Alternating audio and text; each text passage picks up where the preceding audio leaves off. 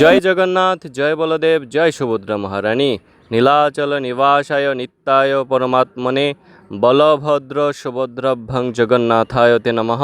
সুধী ভক্তবৃন্দ, আমরা আছি শ্রীধাম মায়াপুরে। আপনারা দর্শন করুন। এই বছরের শ্রীধাম মায়াপুরের জগন্নাথ দেবের রথযাত্রা মহোৎসব খুব সুন্দরভাবে সুশৃঙ্খলভাবে পালিত হয়েছে।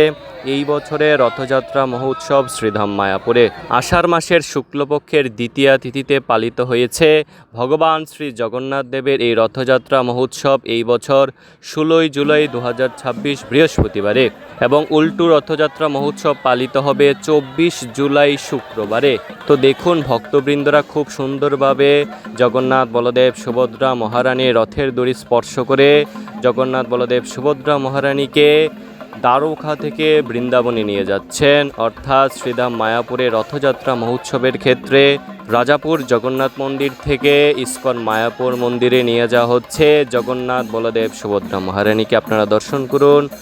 জয় জগন্নাথ, জয় বলদেব, জয় সুভদ্রা মহারানী। তো 500 বছর আগে ভগবান শ্রী চৈতন্য মহাপ্রভু জগন্নাথ পুরী ধামে রথযাত্রা মহোৎসব পালন করেছিলেন। ভগবান শ্রী চৈতন্য মহাপ্রভু রথযাত্রা মহোৎসবে সমস্ত ভক্তদের কীর্তনে নিয়োজিত করেছিলেন। তার 7টি ভিন্ন ভিন্ন কীর্তনের দল ছিল। রথের সামনে, রথের পেছনে, ডানে এবং বামে ছিল। তা আজও দেখুন, শ্রীধাম মায়াপুরেও সেই অনুসারেই জগন্নাথ বলদেব সুভদ্রা মহারানীর সম্মুখে কীর্তনের দল সংকীর্তন করে যাচ্ছেন। খুব সুন্দরভাবে ভক্তরা নৃত্য করছেন, কীর্তন করছেন। ভগবান শ্রী জগন্নাথ দেবকে দ্বারকা থেকে বৃন্দাবনে নিয়ে যাচ্ছেন। তো রথে চ বামনম দৃষ্টা পুনর্জন্ম ন বিদ্যতে। রথে উপবিষ্ট ভগবান শ্রী জগন্নাথ দেবকে দর্শন করলে আর পুনর্জন্ম হয় না।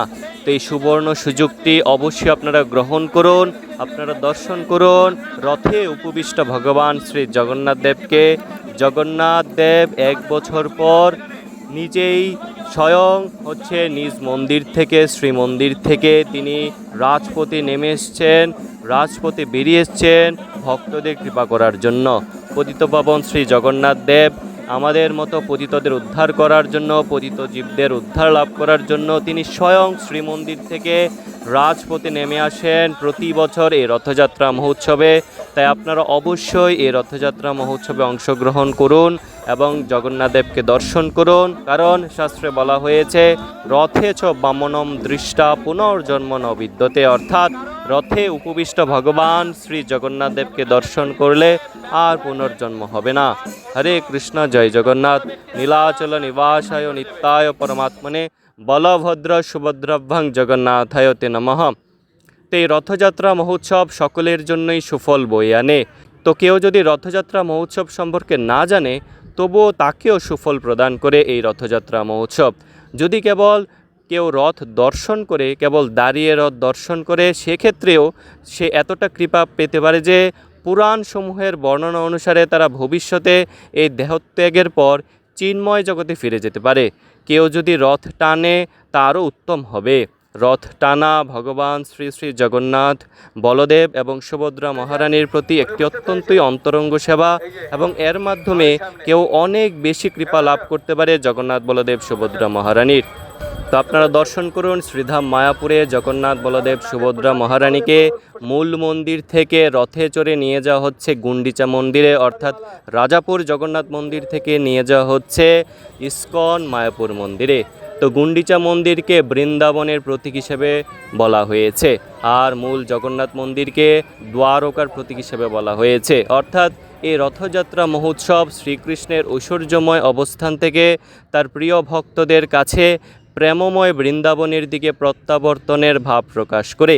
এই কারণেই শ্রী চৈতন্য মহাপ্রভু রথযাত্রা মহোৎসবকে শুধু একটি উৎসব হিসেবে নয়, তা রাধাকৃষ্ণের বিরহ এবং মিলনের প্রতীক হিসেবে উপলব্ধি করতেন। তো শাস্ত্রে বলা হয়েছে, রথস্থ বামনম দৃষ্টা পুনর্জন্ম ন বিদ্যতে। অর্থাৎ রথের উপর উপবিষ্ট ভগবান শ্রী শ্রী জগন্নাথ দেবকে দর্শন করলে আর পুনর্জন্ম হবে না, অর্থাৎ তাকে আর এই পৃথিবীতে জন্মগ্রহণ করতে হবে না। তাই সকলে অবশ্যই এই রথযাত্রা মহোৎসবে অংশগ্রহণ করুন এবং নিজের জীবনকে সার্থক করুন। ভগবান জগন্নাথ দেব যিনি স্বয়ং শ্রীকৃষ্ণ, তার শরীর ভৌতিক বা বিনাশশীল নয়, তার দেহ সচ্চিদানন্দময়, যা ব্রহ্মসংহিতায় বলা হয়েছে। তিনি অবিনাশী অর্থাৎ নিত্য, সৎ, জ্ঞানময় এবং আনন্দময় পরম প্রভু। তাই আপনারা সকলে অবশ্যই এই রথযাত্রা মহোৎসবে অংশগ্রহণ করে শ্রী জগন্নাথ দেবের কাছে পারমার্থিক কল্যাণ প্রার্থনা করবেন। আপনারা যাতে সারা জীবন কৃষ্ণ ভাবনাময় থেকে, কৃষ্ণ চিন্তা করে, কৃষ্ণ কেন্দ্রিক জীবনযাপন করে এই মানব জীবনকে সার্থক করতে পারেন। হরে কৃষ্ণ, জয় জগন্নাথ। নীলাচল নিবাসায় নিত্যায় পরমাত্মনে বলভদ্র সুভদ্রভ্যং জগন্নাথায়তে নমঃ। হরে কৃষ্ণ। তো আসছে 20 জুলাই সোমবারে পালিত হবে হেরা পঞ্চমী। আষাঢ় মাসের শুক্লপক্ষের পঞ্চমী তিথি হেরা পঞ্চমী পালিত হবে 20 জুলাই সোমবারে এই গুন্ডিচা মন্দিরে, এবং 24 জুলাই শুক্রবারে পালিত হবে উল্টো রথযাত্রা মহোৎসব। 25 জুলাই পুরীতে জগন্নাথের সোনাবেশ বা স্বর্ণবেশ দর্শন হবে। 26 জুলাই রবিবারে পুরীতে জগন্নাথের অধরাপান হবে, এবং 27 জুলাই সোমবারে পুরীতে নীলাদ্রি বিজয় মহোৎসব হবে। তো এইভাবেই এই বছর রথযাত্রা মহোৎসব পালিত হবে। আপনারা দর্শন করুন শ্রীধাম মায়াপুরের এই বছরের রথযাত্রা মহোৎসব। জয় জগন্নাথ, জয় বলদেব, জয় সুভদ্রা মহারানী কি জয়। হরে কৃষ্ণ।